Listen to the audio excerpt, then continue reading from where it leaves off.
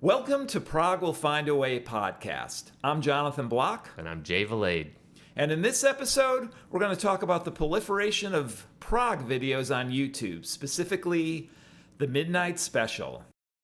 But first, news, or lack thereof. No news. No news. Actually, there are some. Why don't we follow up from last time? I have not heard anything about the Yes Box. That's what I was going to say. For the Yes album. I think one of the guys from Rhino might have posted on one of the forums, let's not get ahead of ourselves. Something's in the works, but, don't trust everything you read. So I have no idea what that means. But in the same breath, they were announcing the Yes Singles vinyl-only compilation of all the single cuts of most of the Yes stuff from the Yes album through 9 and 125. So there's no big generator or anything on, and there's nothing from the first two albums. But it's all the single cuts of like And You and I, which fades out, after 3 minutes. That's it. And the Roundabout cut, and then Leave It, and Owner of a Lonely Heart. And Total Mass Retain? I don't think that's on there, but Isn't that Soon is on there, okay. And Sound Chaser is on there. Really? So the single version? I believe so. I'd have to pull it out and look at it, but it's a single album, but it's I don't know, it's got like 12 or 13 tracks on it, something like that, and $24.95 on Amazon from Rhino is beginning their mining of the Yes catalog. Now, is it like packaged like singles or Oh no, it's a single vinyl record. With a not okay. Roger Dean cover. Okay. A little closer to the right. the 80s look Okay. than the 70s look. But I mean, I think it would be interesting, but actually, I wanted to say something about the Yes album. I would welcome that the information that's out there is wrong, because we were talking about being disappointed with the kind of recycling of the live material, or actually the lack of live material. I would love to see that they, the information that was out there was put out a little too early and wasn't correct. yeah, which would be if there was something more for us hardcore fans than just the stuff that was already on the Wilson box. I know there's going to be an Atmos mix or something involved, but and I know the Perpetual Change boot from Yale Bowl is supposed to be more complete on there than the one song that was released previously. But I'd like more than that. For hopefully the packaging would be something that would make me want to buy it, because that's full size. half the time that's what I do. So the tracks for Yes singles are Your Move, the single; Starship Trooper, the single; Roundabout, single; America, single edit; And You and I, and Soon. Second side is Sound Chaser, Wondrous Stories, Don't Kill the Whale, Into the Lens single version, Owner of a Lonely Heart, and Leave It single remix. As a single vinyl record. Okay, I don't know who they're trying to attract. $25. But good luck. I'd like to see. I am not paid by Amazon to. Well, that is the question. promote these. Did you order it? I guess that's I did not order it yet, but you never know. Is the price that cover goes looks down. almost? The cover looks almost like it's a die cut. I can't tell if it's a die cut or not. just it looks like it could be, Yeah. but then they're really going after me then. Die cut would seal the deal. I'd like to see a Yesterday's box set. I think that would be interesting, or at least an expanded version. I don't know. Use it as a theme, like the Who's Odds and Sods is very similar. It's just a bunch of stuff, and then they expanded it when it came out on CD. So there's got to be, Yeah, because they did put Yesterday's out on CD way back when Atlantic was redoing putting everything that was out. like a but first that first has not gen been out for years, decades. Yeah. Yeah, that's one of And the that's kinda early cool. CDs. Came in the cases that didn't have the ridges on the front. If that dates us.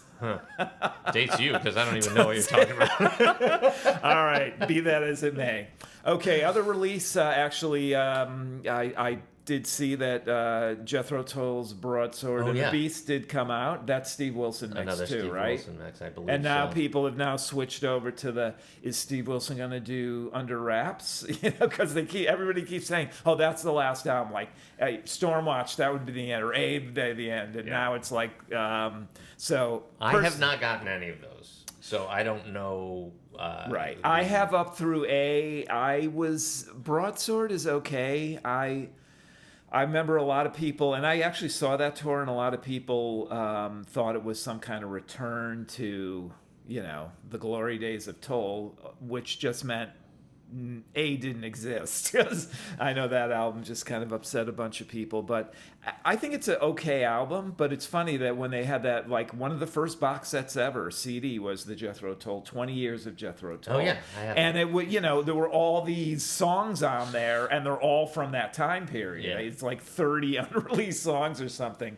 And no offense, because I do like the drummer Jerry Conway, who was in Fairport Convention, Pentangle. I mean, he's very, very good folk drummer. I just didn't think he was really good for Toll. It just went from being a little more complex drumming to a little straight ahead, but worked for Ian Anderson, so who am I? But the box is out, so if you want, like all 80 songs from that area, you can get them in Oh, right, in one because it's package. that same pack. Same right? packaging. That's cool. cool. And I think the book style, I could be wrong. I hope not, because I know they kept one style, and you've got them all. You want to look that way on the shelf. And then the other new release we saw that was coming out is Greg Lake Gets a Box Set. Now, I did not read the details, but I can already tell you what's on it, because it will follow the same pattern that most box sets are either full of unreleased stuff, or it's just packaging up a person's entire. So, it's got his 2 solo albums. I think he only had 2. He had 2 solo albums. I bet you it's some of the live albums he had. I have one little rant to do here, because I think, to me, part of a band keeping its legacy going, besides staying together and playing, which isn't really realistic for a lot of these bands who are getting old, is like your web presence has to be. People are going to forget you. And ELP's internet presence from day one has been pretty bad. The websites look like they're from 1990. It doesn't seem like there's any one person managing their digital presence at all. The albums just keep getting re-released and re-released. Yeah. I'm a big ELP fan. They're one of my top bands. That's why I'm getting like this about this one. But it kind of ticks me off. And now, you're like, they need something. Yeah, to, prop them back up and, make their legacy. Right. And at a certain point for these bands too, whether it's the band or people, you're going to have to zero in on 1 or 2 albums, and the other stuff will fall off, right? I mean, there's no way that in like 50 years is everybody going to be talking about Tarkus and the first ELP album. I don't know, but they sure will be talking about Brain Cell Surgery. I mean, so I would hate to see that kind of get lost in the mix. And I just think the albums are just packaged over and over again, and similar to Yes, but not even as. Yes is even better. The live repackaging of bits and pieces from everywhere. It's just. You don't like it. I don't like. It's disgraceful to their legacy, and I'm directing that at Carl Palmer because he's the only one left, and the legacy's in his hands. Okay, rant off. Is there a John Wetton box too? There is. You're right. There is a John Wetton box. I don't know if it came out yet or is coming out, but it's got all his solo albums. He had a lot of live albums too. He had a ton of live stuff. Albums. Yeah.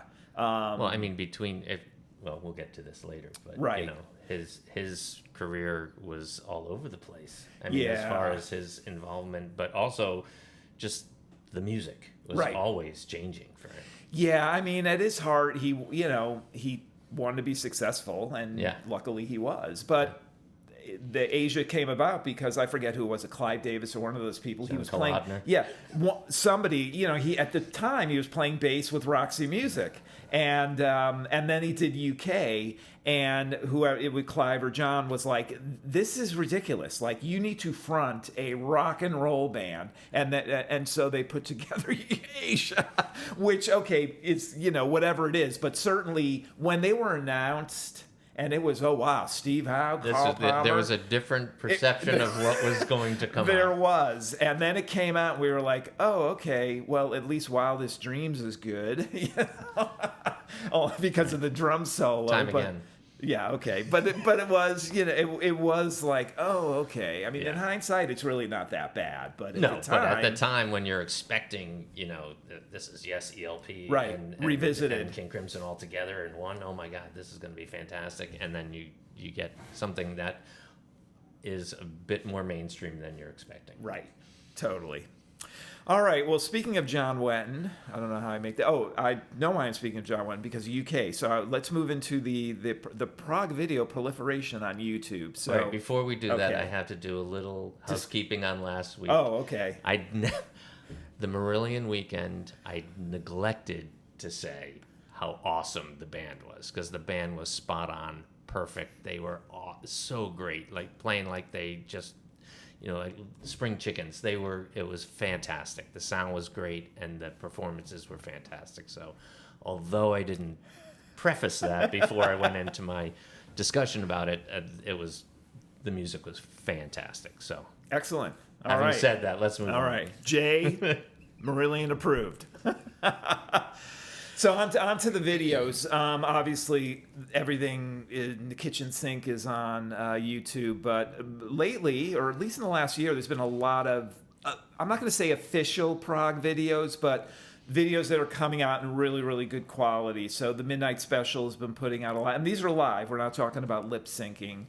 Midnight Special, the Old Grey Whistle test, there's a lot, and actually, I was rewatching one of the Crimson ones from Midnight Special, and on the side, UK on Old Grey Whistle test. So, so I listened to that too, and then it's just suggesting others down the and rabbit others. hole. Yeah, you go down the rabbit hole. But the Midnight Special ones, I'm finding the quality, because some of those have been circulating in just bad quality. So you've got Watcher of the Skies, a Genesis and Musical Box, which I think really show what they were like in that era. Yeah, which was kind of a shock for me, because I really love Genesis, but I've never been like a deep dive into the videos and find all this stuff. I mean, I have almost everything they've done, and it was interesting. You've seen the photos, you read about it, the whole thing, but I've never, for one reason or the other, just have never gone down the video route with them, and it was interesting to watch that. Well, I was kind of shocked. The music sounded fantastic, but just Peter's presence is really, really kind of a eye opener for me. Right. Yeah, we've seen particularly seeing what Genesis became, because I grew up. Peter was out of the band for a number of years before I even heard Genesis, so it was always this thing that happened in the back. So I never went back to look at the videos, but I know all the music, but it was an eye opener to see that.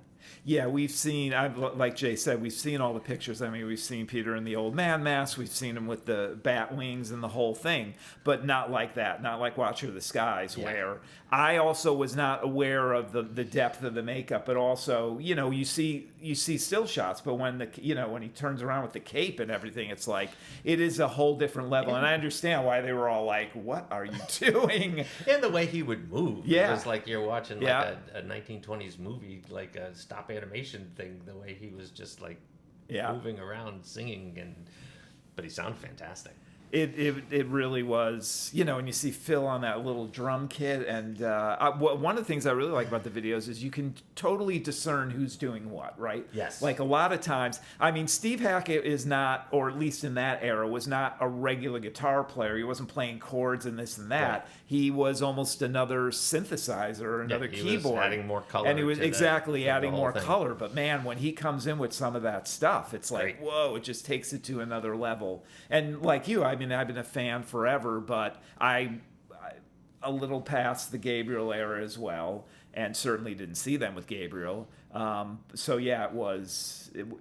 I hope other things come out from later, because it's just a teaser. There's like little clips, and there's a lot of silent, like 8mm footage of the Lamb and stuff. It's just, nobody was thinking about that back then, but that would be cool. And then there's a couple of, I mean, the Easy Money from Crimson and Lark's Tongue 2, which I'd seen Easy Money before, but I didn't know about Lark's Tongue 2. That was very cool to see, Yeah. too. Wasn't the biggest fan of their little lighting effects. No, it was just you an know. odd little stage, and they looked like they were crammed onto this thing Yeah. that they couldn't even move around. I can't imagine if Jamie Muir was there.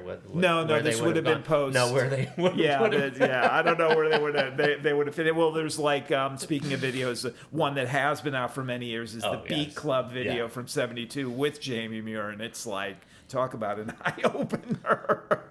But the Midnight Special ones with Crimson, I thought were really good. They were heavy. It was great, and I've had a million of their performances that I've heard from that time frame, and it's a good little piece there. It's always great to see Bruford in that era. He's Right? just so on. It's like I mean they're all on, but he's just totally in the pocket there.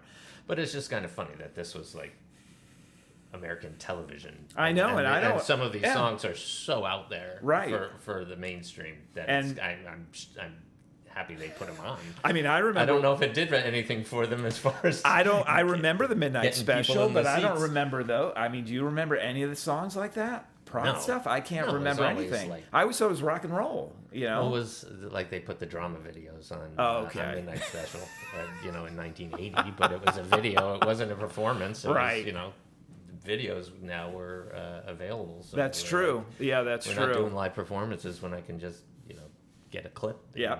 Why pay the band to come in and put them up in a hotel? Yeah, when you can just. Can you send me the film? Well, they seem to just be putting clips out all the time, and as well as full. They have full shows, but the full shows are like mostly not people you would have heard of other than the host. They would get some musical person to host, but it's just the quality. I mean, the quality is amazing to just see everything from that era. So I'm just hoping more comes. I mean, the Old Great Whistle Test stuff has been out there for a while, and that's But even some of those were very grainy and like bits and pieces and cut off. Right, and some of those are the singer is the only one live. The rest is synced to it. When you watch and the guy cymbals aren't moving. Why aren't the cymbals moving? So, long and short of that is, if you haven't gone to YouTube and looked up anybody, I mean, seriously, stuff is just showing I was up looking all the up time. obscure stuff just for the fun of it, and I'm like, wow, Well, it's funny because if you step away from YouTube for a little while and then you go back and you jump into the stuff, because sometimes you'll look up stuff and all the same stuff comes up. Yes. And then you do that and you're down the rabbit hole. Right, all new these, stuff. Yeah. All new stuff. Oh, I got sucked in and, I was watching Dave Gregory from XTC interview for like an hour this morning because I was just doing a weird, and then that showed up and I'm like, oh. And if any concert now, it's like the full show is up there the next day. It's like, it's just a torrent of stuff. Those are usually the quality's not great. It's somebody. It's not. Somebody in the front row just doing the whole thing, but right. You see what you miss, but it's not the same as being. It is not the same at all. But all of a sudden, Robert Fripp doesn't seem to have a problem being videoed and filmed, being part of his wife's band. So I noticed that and was like, okay, so. There you go. I guess if he's not running the show, well, that makes sense because he was on those G3 tours, and I'm sure people were taking photos and all this other stuff. So, but anyways, go to YouTube. Lots of stuff there. Yeah, absolutely. It's unbelievable. And we'll wrap up for this episode, and we'll catch you next time.